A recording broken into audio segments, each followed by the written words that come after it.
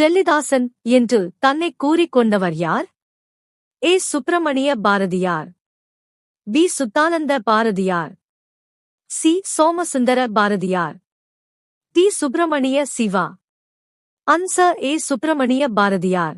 சிறப்பு பெயர்களை ஆசிரியர்களோடு பொருத்துக.